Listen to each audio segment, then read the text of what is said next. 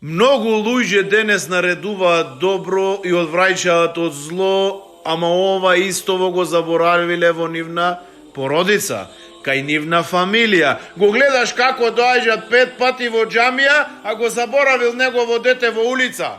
Гледаш како забранува неред надвор, а нередот во неговата куќа не го забрануваат.